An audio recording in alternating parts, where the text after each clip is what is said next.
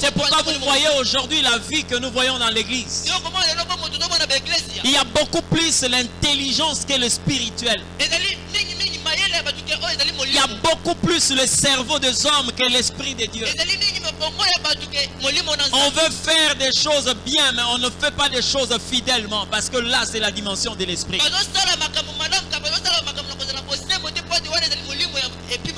Ici, bien aimé, avant que je ne touche à l'esprit, je vais quand même faire allusion à une femme qui a été contactée d'une manière personnelle et d'une manière, dirais-je même, exceptionnelle par rapport à tout ce qui s'est passé dans la Bible. Je ne prêche pas Marie, mais je parle quand même parce qu'il s'agit d'elle aussi. Le texte que nous venons de lire ici concerne la visite de Marie. Marie n'a pas été une femme qu'on a dénombrée parmi les belles femmes dans la Bible. Dieu n'a pas eu honte de dire que Sarah était une très belle femme. Rebecca était très belle. Dieu ne s'est pas gêné. Mais quand on arrive à Marie, Dieu ne fait pas allusion de sa beauté. Il ne parle pas de sa beauté. Je ne dis pas que Marie était laide. Non. Mais Marie, Dieu va trouver autre chose. La chose qui va démarquer Marie des autres femmes, c'est quelque chose que les hommes ne pouvaient pas savoir. C'est sa virginité. Vous comprenez ce que je dis? C'était quelque chose d'interne. Une disposition intérieure. L'Éternel a vu cette femme. Il l'a choisie parmi les femmes. C'est vrai qu'elle n'était pas la seule à être vierge à cette époque. Mais la grâce de Dieu est tombée sur elle. Dieu a vu sa bonne disposition et Dieu l'avait choisie. Mais n'oubliez pas qu'il y a déjà une prophétie dans le livre d'Ésaïe qui disait que la Vierge deviendra enceinte. Et lorsque Dieu va choisir Marie, vous savez déjà que Marie était une femme préparée. Parce qu'elle-même est en train de dire par la suite qu'il me soit fait selon ta volonté, car je suis ta servante. Pourquoi je dis que cette femme était préparée? Parce que étant seule, vous voyez quelqu'un qui entre dans votre maison sans pour autant savoir que cette personne vient d'où. Il fallait que l'on puisse réellement s'étonner. Poser la question à la personne, mais tu viens d'où? Mais Marie savait que cette personne-là n'était pas une personne ordinaire. Au lieu que Marie s'étonne de la présence de l'ange Gabriel, elle s'étonne de la salutation. Vous savez pourquoi? Parce que quand Dieu a choisi quelqu'un, un ange ne peut plus lui effrayer. La personne qui avait choisi Marie, c'était Dieu lui-même. Donc la présence d'un ange dans la vie de Marie ne pouvait plus l'effrayer. Mais elle s'est posé la question de savoir que signifie une telle salutation. L'Éternel est avec toi. C'est pourquoi j'ai parlé de la première position où Dieu est d'abord avec Marie. L'ange ne lui a pas dit que le Seigneur sera avec toi. Mais il dit l'Éternel est avec toi. Il t'a choisi parmi les femmes. Et une grâce t'a été faite. Et quand Marie entend ça, l'ange lui dit, tu deviendras enceinte et tu enfanteras. Cet enfant dominera le monde et tout ce que vous connaissez concernant la prophétie de la naissance de Jésus. Marie pose la question. Comment cela va se faire? Puisque je ne connais point d'homme. Comment cela va se faire? C'est tout à fait normal qu'elle se pose une telle question parce que depuis l'époque d'Adam, donc en commençant par la première femme Ève jusqu'à la mère de Marie, aucune femme n'a entendu des choses que Marie entend. Toutes les femmes qui mettent au monde le mettent par le genre humain. Même quelqu'un comme Samson, un homme mystérieux, il est venu par le genre humain. Son père était avec sa mère. Même Moïse, Un homme très mystérieux. Il est venu par le même chemin. Même lorsque vous parlez d'Élie, Élisée, tous ces grands hommes, tous ces puissants hommes de Dieu, ils sont venus comme ça. Mais maintenant là, il s'agit d'un homme. Cet homme-là n'est pas un homme ordinaire, mais c'est la personne de Dieu. Dieu s'est incarné. Il a pris le corps d'un homme et il viendra habiter dans une femme. Alléluia. C'était normal.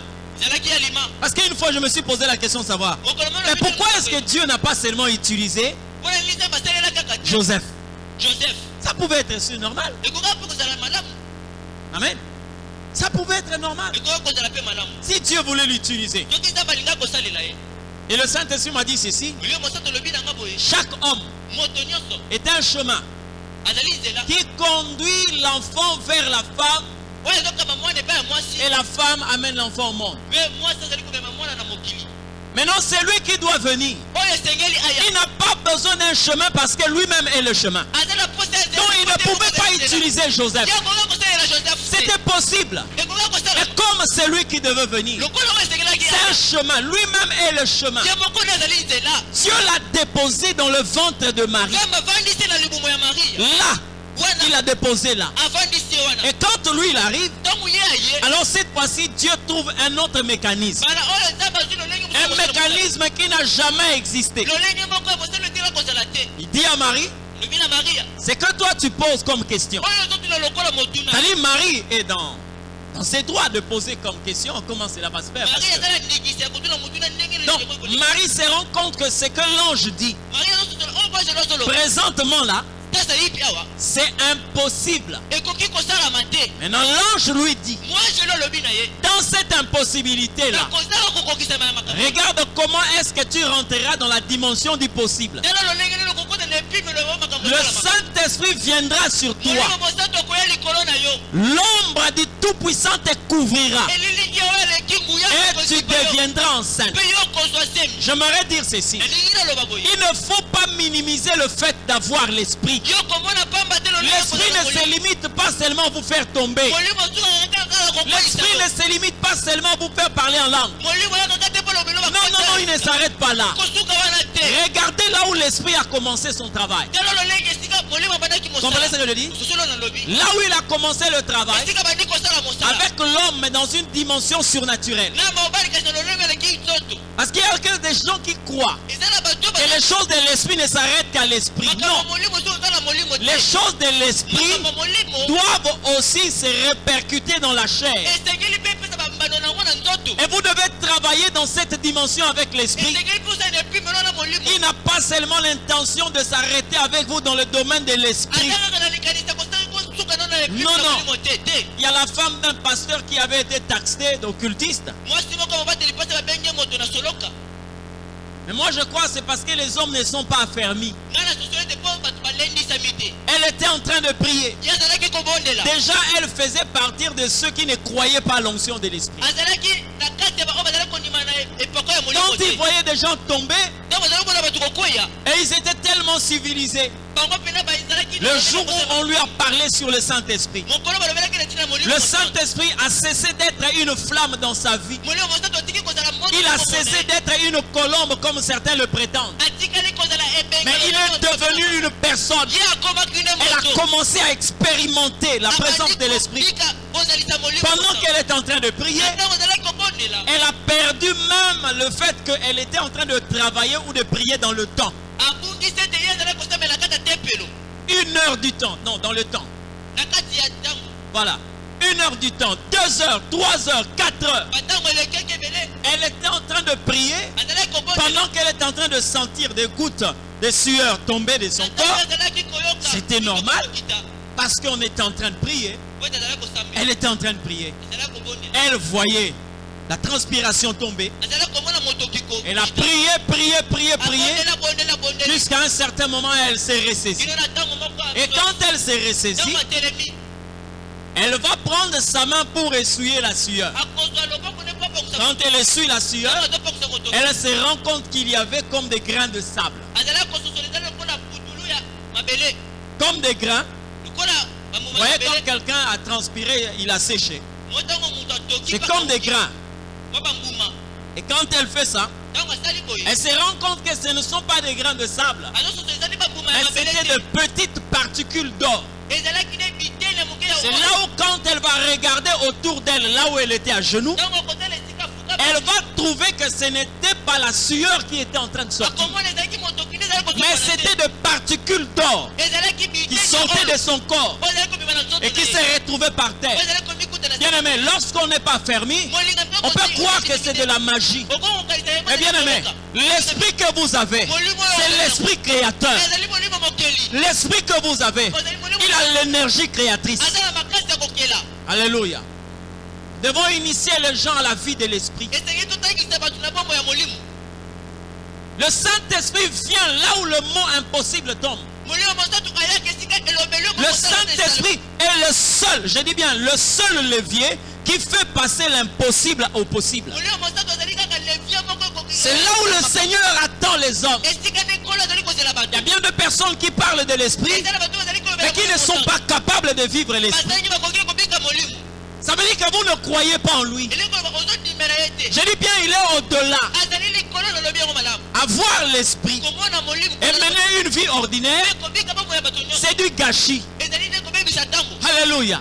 Avoir l'esprit, continuer à vivre comme tout le monde, c'est du gâchis. Vous savez, avec l'esprit, hein? Un jour, un pasteur me pose la question de savoir, mais pourquoi de telles discussions dans l'église en ce qui concerne certaines manifestations? Mais le Saint-Esprit nous a aidé quand même à lui dire quelque chose parce qu'il me l'a fait comprendre. Bien aimé, il n'est pas permis que vous puissiez parler de toutes les expériences que vous avez avec l'Esprit. Parce qu'il y a des gens qui ne peuvent pas maîtriser les expériences que le Saint-Esprit peut faire avec vous. Vous comprenez ce que je dis? Dans ce domaine-là, prêchez ce qui est écrit. Parlez de ce qui est écrit. Mais il y a certaines expériences, les gens ne peuvent croire à cela que lorsqu'ils vont commencer à vivre ça. Quand ils ne sont pas encore à cette dimension-là, ils peuvent te qualifier de tout ce qu'ils veulent. Alors tu vas commencer à te justifier. Tu vas commencer à vouloir te blanchir. Aussi longtemps que l'expérience que tu vis, quelquefois les hommes qui sont là ne sont pas encore arrivés à cette dimension. C'est pourquoi vous allez voir, Paul est rentré sous terre. Il est parti avec certains secrets. Lui-même il dit, j'ai été conduit au 3e ciel. J'ai vu des choses qui ne sont pas permis à un homme de parler. C'est écrit dans la Bible. C'est-à-dire il est parti avec. Vous comprenez ce que je dis? C'est pourquoi je dis ceci. En ce qui concerne l'esprit, ce n'est pas la dimension de Dieu de descendre, mais c'est la capacité de l'homme de monter. Lorsque vous n'êtes pas capable de monter, sachez-le bien, vous serez limité à un certain niveau, à une certaine dimension. Or Dieu, au fur et à mesure que vous montez avec Dieu, au fur et à mesure vous expérimentez des choses que la terre ne maîtrise pas. Alléluia. Vous savez, je vais vous expliquer une chose. Un jour, j'ai vécu quelque chose que je ne sais pas expliquer. Je suis en train de prier. Pendant que je prie, alors je vais me retrouver au milieu des femmes qui étaient dans la maison. Moi, je suis dans la chambre. Je suis en train de prier. Mais à un certain moment, c'est comme si j'ai perdu cette connaissance. Je me retrouve au salon parmi les femmes qui étaient dans notre maison. Et je suis en train d'entendre ce qu'ils sont en train de dire. C'était une conversation que je peux trouver peut-être sans valeur par rapport à l'esprit. L'autre est en train de dire, qu'est-ce que nous allons préparer? Alors l'une dit, non, on peut faire le poisson sain. Est-ce que tout le monde va... Non, faisons seulement les poissons sains. C'était tellement simple. Et je me suis rendu compte que maintenant, J'étais comme dans la chambre en train de prier. Ça signifie quoi? 2 heures du temps après, je sors. Maintenant là, je suis en personne. Je sors au salon. Je trouve ces femmes-là. L'une pose la question: qu'est-ce que nous allons préparer? L'autre dit: préparons seulement le poisson salé. Tout ce que j'ai entendu là, maintenant humainement parlant comme ça, elles sont en train de répéter ça. Alors j'ai posé à Dieu la question: qu'est-ce que tu veux réellement m'enseigner? Bien-aimé, la personne qui vit dans l'esprit est toujours en avance. Celui qui vit dans l'esprit, quand il vit des choses, c'est une rediffusion pour lui. Alléluia. C'est une rediffusion. Vous savez la vie de l'esprit? Aujourd'hui, nous avons des chrétiens qui ont tellement grossi dans la chair et qui sont morts spirituellement. Paul est en train de dire: lorsque l'homme extérieur s'est détruit, l'homme intérieur se renouvelle. C'est-à-dire l'être spirituel. Et aujourd'hui, nous avons des personnes qui ont donné la mort à l'homme spirituel et qui font vivre l'homme charnel. C'est ce que vous constatez dans l'église. On va ressembler au sacrificateur du temps de Jésus. Jésus est né. Alléluia. Jésus est né. Les sacrificateurs ont un temple.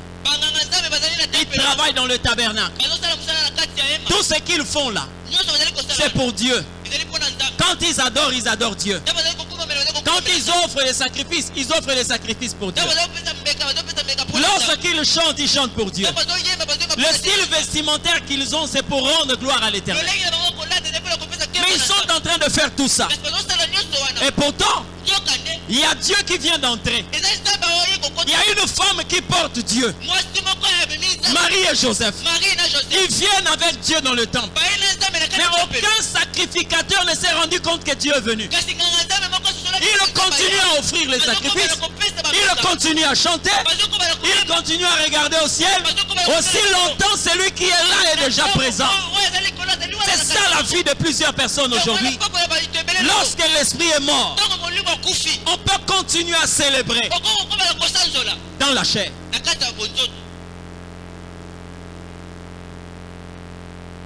Alléluia. Ça doit vous inquiéter. Amen. Ça doit vous inquiéter. Je le dis souvent, comment est-ce que les hommes qui sont dans l'église, après avoir écouté le Seigneur dire: le monde ne me verra pas, mais vous me verrez. Il parle à ses siens. Mais ça ne te dérange pas. Tu vis dans la maison de quelqu'un que tu ne vois jamais. Hein? Tu vis dans la maison de quelqu'un, mais tu ne le vois jamais. Ça ne te dérange pas. Et pour toi, la vie est normale. Alléluia. C'est facile de reconnaître un enfant qui se dit de Dieu mais étant du monde. Quand le Seigneur dit: le monde ne me verra pas, ça veut dire que si tu ne le vois pas, c'est que tu es du monde. Parce que celui qui est de Dieu, il lui a donné le laisser-passer pour le voir. Il lui a donné le visa pour le voir. Vous me verrez. Mais le monde ne me verra pas. Mais regardez comment est-ce que les hommes peuvent voir Dieu. Et pourtant lui-même, il dit à Moïse: personne ne peut me voir et rester en vie. Mais le même Moïse a vu Dieu. Comment il a vu Dieu? Je ne parle pas là où il a vu Dieu par le derrière. Non. Là où il a vu Dieu face à face. Il était en train de parler avec Dieu. Jésus était au mont Hermon. Il a transfiguré. Il est devenu comme il était là au trône. Moïse était en train de parler avec lui. Comment est-ce que Moïse, à qui Dieu a dit: personne ne peut me voir et rester en vie, mais Moïse est en train de parler avec ces dieux-là dans son corps glorifié? Comment? Il y a une seule explication. Parce que Moïse avait déjà une chair qui était détruite. Ça veut dire que quand ta chair continue à vivre, tu ne peux pas voir Dieu. Mais quand la chair est détruite, tu peux voir Dieu parler face à face. J'ai souvent l'habitude de dire aux gens: voyez Dieu, il est plus réel que les hommes que vous êtes en train. Ça doit te faire mal. Vous voyez la personne qui est à votre côté? Dieu est plus réel que cette personne. Le jour où tu verras Dieu, ça va t'aider à changer même ta manière de faire les choses. Quelquefois, on servir la négligence. Ou une église, comme tu veux. Vous savez pourquoi? Parce que vous ne l'avez jamais. Le jour où vous le verrez, ça va changer votre manière. Parce que vous comprendrez qui est réellement Dieu. Ici, il s'agit de l'esprit. L'ange dit à Marie, l'esprit viendra sur toi. L'ombre du Tout-Puissant te couvrira. Et tu deviendras enceinte. Bien-aimé dans le Seigneur, ce n'est pas pour rien que Dieu nous a donné son esprit. Qui est l'esprit de Dieu? C'est celui qu'on nous a présenté dans le livre de Genèse comme étant le souffle de Dieu, le pneuma de Dieu, le souffle de Dieu. Pour comprendre son importance, même pas son importance, mais son indispensabilité. Parce que quelqu'un peut être important, mais il n'est pas indispensable. Mais le Saint-Esprit n'est pas important, mais il est indispensable. Ça veut dire on ne peut pas le remplacer par quoi que ce soit. Pour comprendre comment il est indispensable, regardez la manière dont Dieu opère dans le livre de Genèse. Il crée l'homme. L'homme ressemblait à une statue. L'Éternel Dieu va souffler. Le souffle de Dieu, c'est ce qu'on appelle le pneuma de Dieu. Quand il a soufflé dans l'homme, la Bible dit, l'homme est devenu une âme vivante. Ça veut dire avec l'esprit, c'est le verbe devenir. Mais pose-toi la question de savoir, depuis que tu parles de l'esprit, qu'est-ce que tu es devenu? Marie avait une histoire avec l'esprit. L'ange lui a dit, toi aussi, tu deviendras. Toi qui as l'esprit, qu'est-ce que tu es devenu? Qu'est-ce que tu es devenu? Amen. Qu'est-ce que tu es devenu? Avec l'esprit, qu'est-ce que tu es devenu? Qui est le Saint-Esprit? C'est celui-là au commencement. La Bible est en train de nous présenter un monde dans le chaos. Il y avait l'obscurité. C'est pourquoi, bien aimé, je n'aimerais pas qu'on puisse réduire l'esprit à un certain niveau. Aujourd'hui, s'il y a l'obscurité dans votre maison, même si c'est votre maison, vous aurez du mal à commencer à marcher librement. Vous allez commencer à tâtonner. Parce qu'il n'y a pas la lumière. Et vous risquerez même quelquefois de vous cogner sur votre propre tablette. Vous risquerez même de vous cogner sur le linteau de la porte. Parce qu'il n'y a pas la lumière. Mais regardez la manière dont la Bible présente le Saint-Esprit. Lorsque dans le livre de Genèse, il y avait le ténèbre à la surface de la Bible, la Bible dit l'esprit s'est mouvé au-dessus des choses. Donc il s'est déplacé malgré l'obscurité. C'est pour dire que c'est l'esprit qui ne peut jamais être dominé par l'obscurité. Et un enfant de Dieu doté du Saint-Esprit ne peut pas être dominé par le ténèbre. Jamais au grand jamais. Comprenez? Dans la vie de Daniel, dans la vie de Joseph, on appelait le Saint-Esprit l'esprit supérieur. L'esprit supérieur. Qui avait qualifié l'esprit supérieur? C'était les gens qui étaient dans la cour du roi et qui pratiquaient la magie. Ils sont allés dire à Nebuchadnezzar, il y a quelqu'un qui a l'esprit de Dieu supérieur. Donc même les hommes occultes ont reconnu que Daniel avait un esprit supérieur. Et quel esprit tu parles? Et quel esprit? Quelqu'un doté du Saint-Esprit et qui continue à être malmené par, je ne sais pas, les puissances occultes de sa famille, qui est en train d'être écrasé par l'obscurité de la sorcellerie familiale. Il ne s'agit pas de l'Esprit de Dieu. Vous comprenez ce que je dis? Il ne s'agit pas de l'Esprit. L'Esprit te couvrira. L'ombre du Tout-Puissant va te revêtir et tu deviendras. Qui est le Saint-Esprit? Comme je le dis ici, c'est le seul que Dieu nous a donné pour que nous puissions être différents de tous les hommes. Avec l'Esprit, vous n'avez pas la vie de tout le monde. Avec l'Esprit de Dieu, l'Éternel vous place au-dessus de l'humanité. Regardez quelqu'un comme Esaïe. Il avait la capacité de prophétiser sur Cyrus, le roi Cyrus. Il a parlé sur Cyrus 8 siècles avant. Il a détaillé comment va être Cyrus. Et les étudiants ou encore les chercheurs de la Bible, ils se sont retrouvés dans les dires d'Esaïe dans la vie de Cyrus. Il a parlé de Jésus comme si il était au moment où l'ange Gabriel était venu dire à Marie ce qui va se passer. C'est ça la vie de l'esprit. Quelqu'un qui vit dans l'esprit, ce n'est pas quelqu'un qui est dans le temps. Il vit en dehors du temps. Il a la capacité de voir des choses qui peuvent se réaliser des millénaires après. C'est ça la vie de l'esprit. Alors ne réduisez pas la vie de l'esprit par des mariages. Ne réduisez pas la vie de l'esprit par des voyages. Ne réduisez pas la vie de l'esprit par les enfants. C'est plus que ça. C'est plus que ça.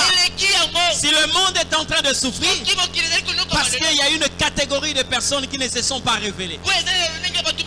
Les fils de Dieu. Qui on appelle fils de Dieu? Ce n'est pas celui qui vient à l'église. Qui on appelle fils de Dieu? Ce n'est pas celui qui est baptisé. Parce que quand on vient d'être baptisé, on reçoit Jésus. Vous êtes enfant de Dieu. Mais on appelle fils de Dieu celui qui a l'esprit en lui. La Bible dit, ceux qui ont l'esprit en eux sont appelés fils de Dieu. Et la Bible dit, le monde attend avec un désir ardent la révélation de fils de Dieu. Alléluia. La révélation de fils de Dieu. C'est-à-dire les personnes qui ont l'esprit de Dieu. Ce pays a besoin de fils de Dieu. Ce pays a besoin de gens qui ont l'esprit de Dieu. Malgré tout ce que nous sommes en train de vivre, ce pays n'a pas besoin seulement des universitaires. Nous avons entendu beaucoup de personnes qui ont eu de grands diplômes académiques, de grands titres académiques, mais le pays est resté le même. Nous avons besoin de fils de Dieu. Alléluia. Les fils de Dieu. Regardez quelqu'un comme Joseph. Ça, ce n'était que le prémisse de ce qui devait se passer. Là où il y avait des spécialistes en économie, des licenciés, des gens qui pouvaient avoir un DA, un diplôme approfondi en économie. Mais devant cette crise, personne n'a pu se révéler. Pharaon a posé la question à Joseph. Qu'est-ce que nous allons faire? Voilà comment est-ce que l'esprit va se révéler. Un calcul que les mathématiciens de l'Égypte de l'époque ne pouvaient pas accomplir. Prélever les 1/5 des récoltes pendant les 7 années d'abondance. La vie de l'esprit. La vie de l'esprit. Élisée a continué à ressusciter les gens quand bien même il était mort. Il est resté seulement des ossements, des ossements. Il a continué à ressusciter les morts. Amen. La vie de l'esprit n'a pas besoin du temps que nous avons sur cette terre. Je bénis Dieu pour un homme de Dieu. Père, son âme, il est parti. Le révérend Moussaïdi Nabal. Le jour de sa mort. Il est mort, c'est vrai, il est parti. Mais pendant qu'il est parti, les malades, même certains qui étaient décédés étaient ressuscités en Afrique. Mais il n'avait plus le temps de prier pour les malades. Lorsqu'il a seulement rendu l'âme, il y a eu une manifestation terrible, un vent terrible de guérison dans l'hôpital.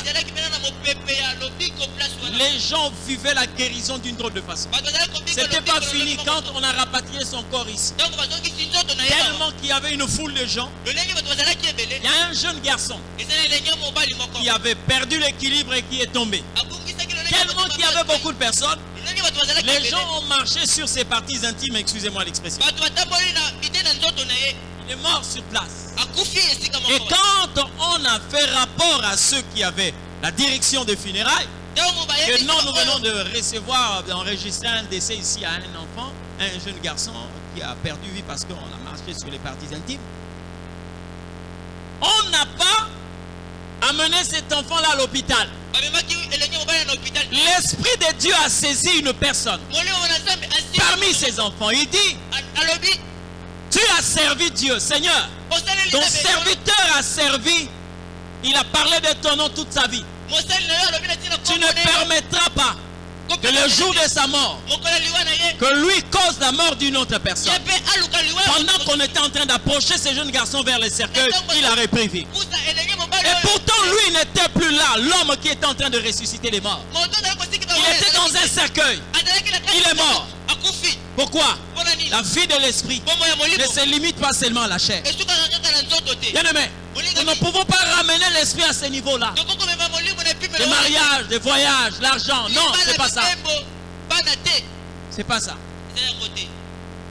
Ça, c'est ce que j'appelle la corruption spirituelle. Le diable veut nous détourner. L'esprit, ce n'est pas ça.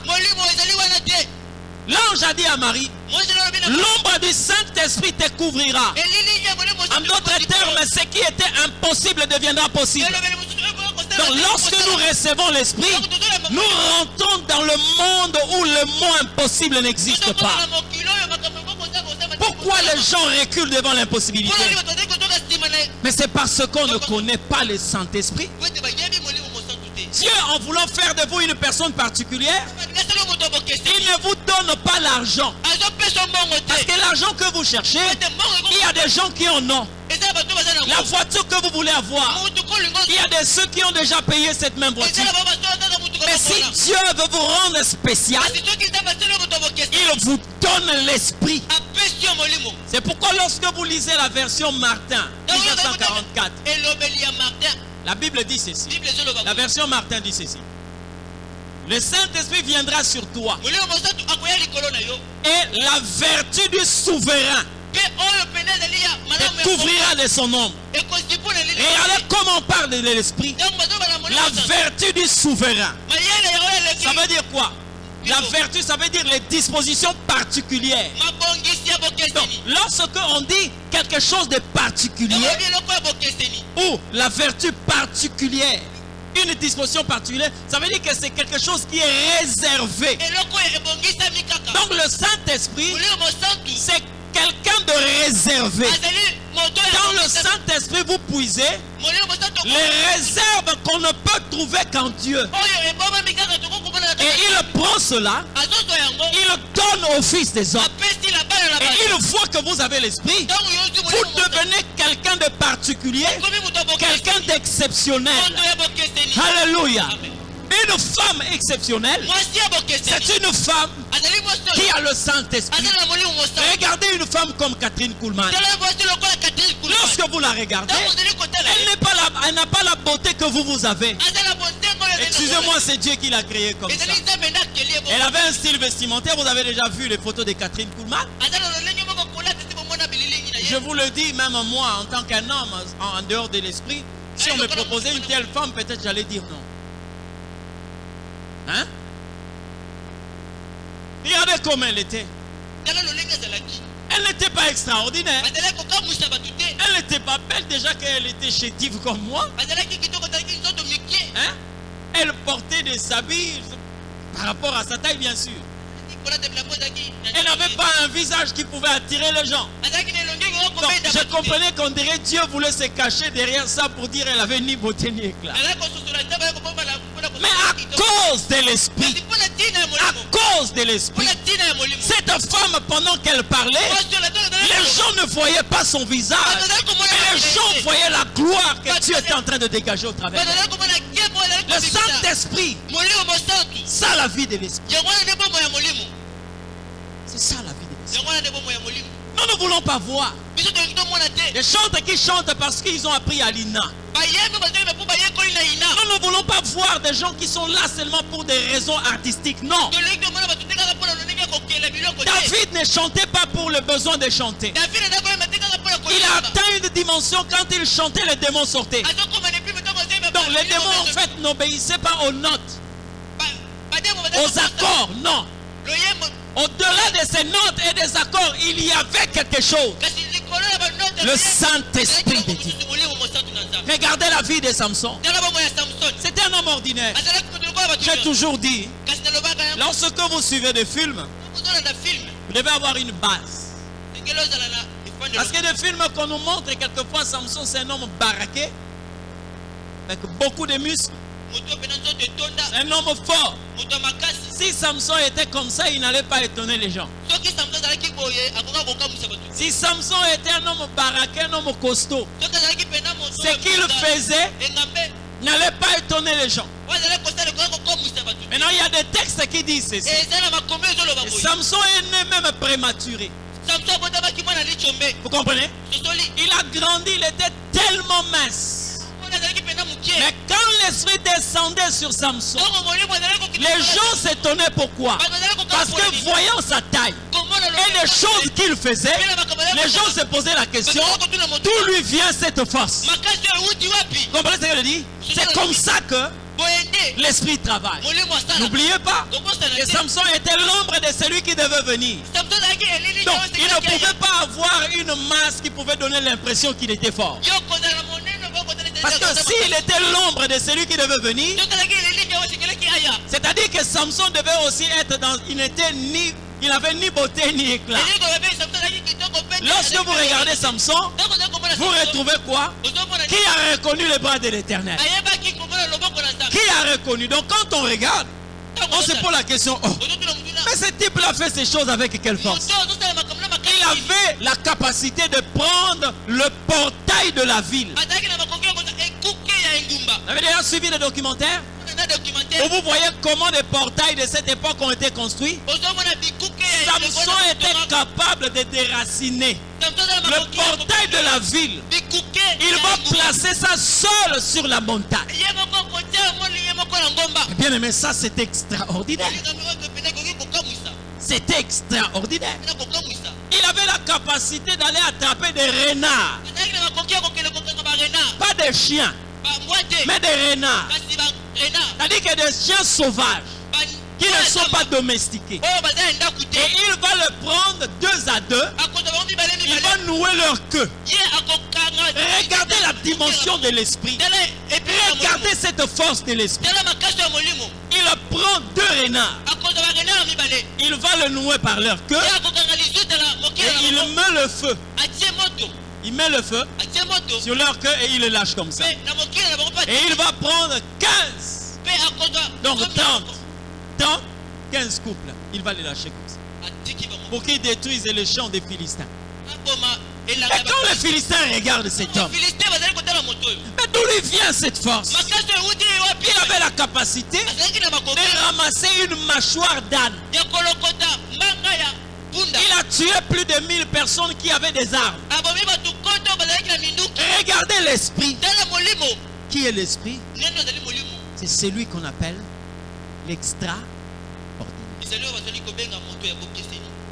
Comment vous pouvez être avec quelqu'un qui est le surnaturel et que vous continuez à vivre dans le naturel?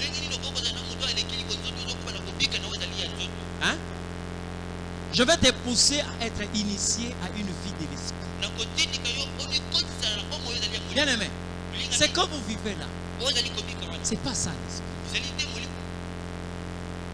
C'est pas ça l'esprit. C'est pas ça. Tu n'as pas encore goûté à l'esprit. Tu es encore une personne hybride. C'est-à-dire que tu es mélangé entre une petite partie de l'esprit et une grande quantité de la chair. Donne la place à l'esprit dans ta vie. Tu vas te rendre compte. Vous savez quoi? Je n'aimerais pas vous partager plusieurs témoignages parce que nous avons vécu et nous continuons à vivre beaucoup de témoignages sur la personne de l'esprit. Amen. Ce n'est pas seulement le fait de parler en langue. Oui, je sais que quand il vient, il se manifeste de plusieurs façons. Les gens sont guéris, les gens tombent. Il y a beaucoup de manifestations de l'esprit. Mais vous devez bénéficier de la divinité. Arriver à une certaine dimension. Bien-aimé, le jour où tu comprendras qui est le Saint-Esprit, tu vas regretter tout le temps que tu as passé sans pour autant le connaître. Tu vas regretter. Tu vas regretter.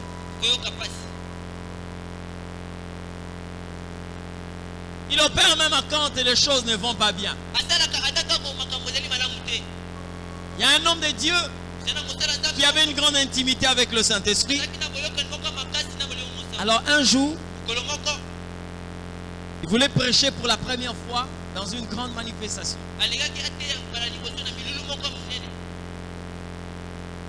Il voulait chanter. Quand il voulait chanter, il a tellement entonné la chanson, comment vous appelez ça? Il a pris le ton très élevé, je ne sais pas comment ils appellent ça, je sais pas. La gamme était tellement haute, je ne sais pas. Voilà. Alors, il ne pouvait plus entonner le deuxième couplet. Donc, il était vraiment essoufflé. Mais pendant qu'il était essoufflé, c'est là où les gens commençaient à constater dans la salle que les gens étaient en train de jeter des béquilles. Les gens tombaient dans toutes les directions. Or, s'il y avait des professeurs comment ça s'appelle ça, de l'INA, hein, ils pouvaient même le coller 2 sur 20. Mais pendant qu'il était là en train de se battre pour mieux chanter, c'est en ce net moment-là que l'esprit a déclenché un vent très puissant. Pourquoi? La vie de l'esprit. Le Saint-Esprit découvrira de son nom. L'ombre du Saint-Esprit, du très haut, tu deviendras un saint. J'aime encore cette parole qui dit le vertu du souverain. Écoutez, je vais vous expliquer cette phrase pour que vous puissiez comprendre qu'est-ce que Dieu voulait dire. Dans le royaume de Suse, il y avait une interdiction que même quand la reine n'avait pas été convoquée par les rois, si elle se présentait par hasard, elle était déjà coupable de la mort. Donc même en face du roi, on pouvait la prendre et la lapider et la tuer. C'était une loi. Mais si le roi prend sa verge ou le sceptre, quand la reine ou la personne qui n'était pas convoquée rentre dans la cour, dès que le roi tend le sceptre comme ça, ça veut dire que tout est tombé. Vous comprenez? Pourquoi? Parce qu'il a montré le degré de sa souveraineté. Même si la loi autorise. Mais lui, quand il tend le sceptre, il lui accorde cette grâce. Donc vous avez la vie par rapport au sceptre qu'il attend. C'est le prolongement de votre existence. Donc à partir de là, vous avez une vie par rapport au sceptre qu'on vous attend. Sinon par la loi, vous êtes déjà mort. Lorsqu'on parle de l'esprit, on dit les vertus du souverain. Ça veut dire que Dieu vous donne une vie exceptionnelle. Il vous donne la vie exceptionnelle. Vous venez dans sa présence, il vous confie les vertus de sa souveraineté. C'est ça l'esprit de Dieu. Le Seigneur dit, si vous savez donner des bonnes choses à vos enfants. Il y a des gens qui prient par rapport à ces passages. Oh Seigneur, tu as dit, nous ne manquerons de rien. Parce que si nos parents peuvent nous donner des bonnes choses, toi tu nous donneras plus que ça. Non, tu n'as pas bien lu ces passages. Dieu dit ceci. Vous méchants que vous êtes, vous savez donner de bonnes choses à vos enfants. À plus forte raison, moi votre Père Céleste, je ne donnerai pas l'esprit. Il n'a pas parlé de mariage, il n'a pas parlé de maison, il n'a pas parlé de véhicule. Il dit, à plus forte raison, moi votre Père Céleste, je ne donnerai pas l'esprit. Donc lorsqu'il parle des parents qui donnent à leurs enfants de bonnes choses, lui pour prouver qu'il est plus bon que nos parents, il ne nous donne pas la royauté, il ne nous donne pas la présidence de la République, il ne nous donne pas la députation, il ne nous donne pas un ministère, mais il nous donne l'esprit. Posez-vous la question de savoir qui est le Saint-Esprit alors. Qu'est-ce que nous avons dans l'esprit? La vie que tu as perdue sur terre, c'est le fait de marcher sans comprendre l'esprit de Dieu. Le temps que tu as perdu sur terre, c'est le temps où tu n'as pas compris qui est le Saint-Esprit. Comprenez ce que je dis? Moi j'ai été approché par des sorciers. Pourquoi j'aime beaucoup le Saint-Esprit? Quelqu'un qui est dans la sorcellerie et qui, après avoir vécu une influence de l'esprit, commence à confesser. Donc nous avons quitté l'endroit où nous étions, on était partis pour prier quelque part. C'était le deuxième jour de notre service. On priait pour une famille. Maintenant, connaissant ceux qui sont dans le monde des ténèbres, ils se connaissent bien. Donc il y a des gens qui ont fait un lobbying pour nous attaquer. Pendant que nous sommes en train de marcher, nous ne savons pas ce qui se passe. Il y a une qui a accepté de faire une confession. Même moi, qui était concerné, ne savais pas. J'avais des intercesseurs avec moi. Cette maman est en train de dire ceci.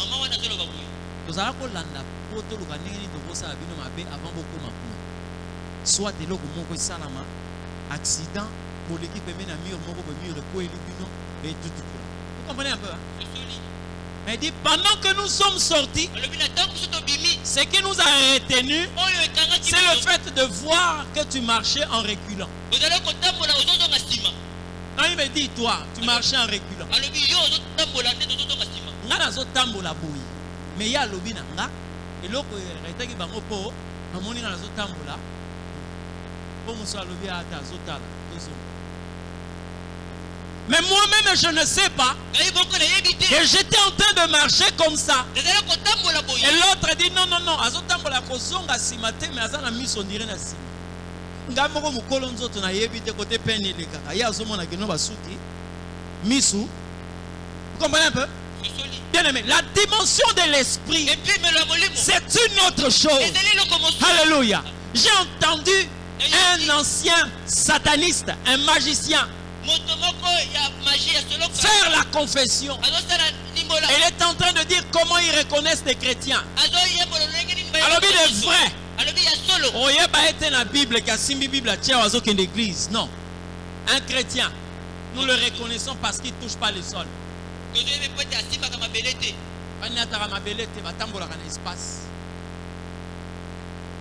Ça c'est un magicien qui est en train de confesser dans leur monde. Donc pendant que lui il est en train de marcher comme ça, Vous le voyez, il a 4 yeux. Et il est en train de regarder tout le monde. Il sait que ça c'est un tel. Il sait que ça c'est un tel. Sora Monica a montazo flotté à quelques 30 cm. Mais nous sommes en train de marcher. Vous comprenez? C'est là où j'ai compris quand Jésus a dit: vous êtes dans ce monde, mais vous n'êtes pas de ce monde. La vie de l'esprit. La vie de l'esprit. Il y a quelque chose qui doit être libéré en toi. Il y a quelque chose qui doit te pousser à t'émanciper. Tu ne dois pas chanter comme tout le monde chante. Tu ne dois pas prier comme tout le monde prie. Regarde quelqu'un qui fait 1 heure du temps dans la prière. Il n'entend rien. Il ne voit rien. Il ne sent rien. Mais avec quel esprit? Avec quel esprit? Avec quel esprit?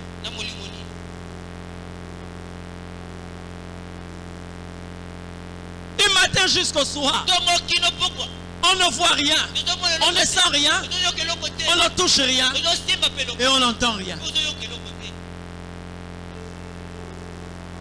C'est de quelle vie s'agit-il? La vie de l'esprit? Je ne crois pas.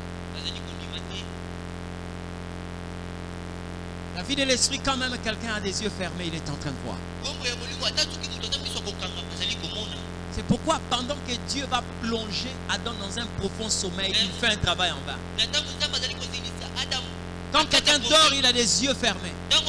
Dieu prélève la côte d'Adam. Il va former une femme. Il amène la femme vers Adam. Il n'a rien à dire à Adam. Quand Adam se réveille, il montre à l'Éternel que ce ne sont pas ces paupières-là qui peuvent m'empêcher de voir. Il regarde Ève. Il dit: chair de ma chair, l'os de mes os. Donc il fait comprendre que pendant tout ce qu'on a fait, j'étais en train de voir. Et c'est là où le Seigneur a compris réellement qu'il est en train d'agir comme nous. Parce que le but où Dieu a donné, pour lequel Dieu a donné l'esprit à l'homme, c'est pour qu'il soit à ma ressemblance. La ressemblance signifie qu'il soit capable d'agir comme nous. Alléluia. Comment est-ce que Jésus était en train d'agir? Même quand il avait les yeux fermés, il était en train de voir. J'ai béni l'Éternel Dieu pour quelqu'un comme Pilate. Pilate a compris que Jésus n'était pas mort. C'est pourquoi il a refusé de dire celui-ci était le roi des Juifs, mais il dit celui-ci est le roi des Juifs. Ça veut dire qu'il est en train de vivre. Vous comprenez ce que je dis? L'homme qui a l'esprit, c'est quelqu'un qui n'a pas la vie de tout le monde. Il ne vit pas comme tout le monde. Un homme de l'esprit, c'est celui qui surprend le méchant, mais le méchant ne peut pas le surprendre. Et qu'est-ce que nous sommes en train de voir aujourd'hui? Un homme spirituel vit dans la rediffusion. Parce que l'esprit a toujours de l'avance par rapport à la chair. Mais toi, tu as du mal à vivre dans la rediffusion. C'est pourquoi quand une situation arrive, tu trembles. Pourquoi? Tu n'as pas été précédé par le monde de l'esprit. La vie de l'esprit.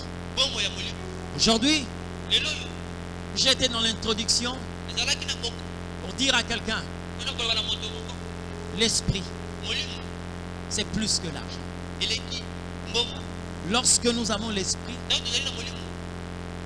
Dieu nous donne d'être des hommes extraordinaires. Nous avons coupé sa montomoli, moi tindie par exemple na Rwanda. Alors il n'a pas besoin de beaucoup de personnes. Même si ces gens de pays sont en train, nous sommes en train de souffrir aujourd'hui, c'est parce que les fils de Dieu ne sont pas encore révélés. C'est pourquoi il a envoyé une seule personne. Moïse va. Qui était Pharaon? C'était le Barack Obama ou le Donald Trump de cette époque-là. L'Égypte était une puissance mondiale. Dieu envoie une personne qui ne parle pas bien et avec un bâton. Il dit: va libérer mon peuple. Pourquoi? Il avait reçu l'esprit. Mais Tout ce que nous voyons, Moïse n'avait pas l'esprit en lui. Parce que dans l'Ancien Testament, aucune personne n'avait l'esprit demeurant en lui. L'esprit descendait et partait. C'est pourquoi vous voyez Samson à un certain moment, il s'est comporté comme un homme ordinaire. Là, l'esprit est parti. Moïse aussi, Jean-Baptiste, Élie, tous ces mondes-là, à un certain moment, ils étaient comme tout le monde. Mais, par le Christ, Dieu est venu ouvrir une nouvelle saison. Des personnes extraordinaires. C'est le signe que Dieu va donner à Jean-Baptiste. Qui était Jean-Baptiste? Jean-Baptiste était Élie. Qui devait venir? C'est lui, Jean-Baptiste. Maintenant, il voulait identifier le Christ. Il voulait identifier le Christ. Dieu lui a dit, je ne te donne pas son nom. Je ne donne pas sa photo. Non. Mais je te dis ceci. C'est lui sur qui tu verras l'esprit descendre et s'arrêter. Et c'est lui là. Parce que dans l'Ancien Testament, personne ne pouvait recevoir l'esprit et que l'esprit demeure. Maintenant, Dieu dit à Jean-Baptiste, tu veux connaître le oint, le Christ. C'est celui-là sur qui tu verras l'esprit descendre et s'arrêter. Ça veut dire, là où tu trouveras la piste d'atterrissage de l'esprit, c'est celui-là, le Christ. Quand les gens sont venus vers Jean-Baptiste, ils lui ont posé la question de savoir, mais finalement, qui est le Christ? Et qui es-tu? Il leur dit ceci, moi aussi je ne le connaissais pas. Celui qui m'a envoyé m'a dit ceci, c'est lui sur qui tu verras l'esprit descendre et s'arrêter. C'est lui là. Et j'ai rendu témoignage en disant, voici l'agneau de Dieu qui ôte les péchés du monde. Alléluia. C'est là où nous avons commencé la vie, nous. Moi je ne suis pas disciple de Jean-Baptiste. Je ne suis pas disciple d'Élie. Je ne suis pas disciple de Moïse. Moi encore d'Amos de qui je porte le nom. Non. Mais je suis disciple de Jésus. Et si Marie, avec l'ombre de l'esprit, a pu donner naissance à une personne, Molimo Santo aya na bomo ya Marie. Hein? Aya kovanda na yete. La Bible dit l'ombre du Saint-Esprit. C'est-à-dire le Saint-Esprit n'était même pas sur Marie. Le Saint-Esprit était à côté. Vous voyez, regardez ce qui se passe. Hein? Quand il y a un corps lumineux, tu es à côté d'un corps inerte. Lorsque la lumière te frappe, l'ombre se projette sur quelqu'un. C'est le langage qu'on a utilisé ici. Donc l'ombre du Saint-Esprit va te couvrir. Tu deviendras enceinte. Mais il y a des gens ici qui ont reçu l'Esprit. Je pose la question, il y a des gens ici qui ont reçu l'Esprit. Si Marie, avec l'ombre du Saint-Esprit, a donné naissance au Messie, et vous qui avez reçu l'Esprit, qu'est-ce que vous allez normalement donner à l'humanité? Lève-toi, on va prier.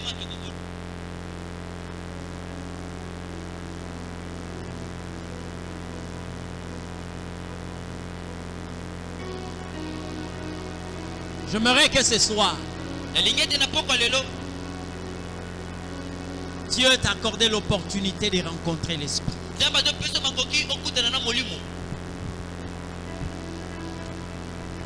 y a un autre toi qui va se libérer ce soir. Il y a un autre toi qui va se libérer ce soir à cause de l'Esprit. Oh Jésus, merci. Plusieurs choses dans ta vie ne bougent pas parce que tu n'as pas compris la place de l'Esprit dans ta vie. Jésus.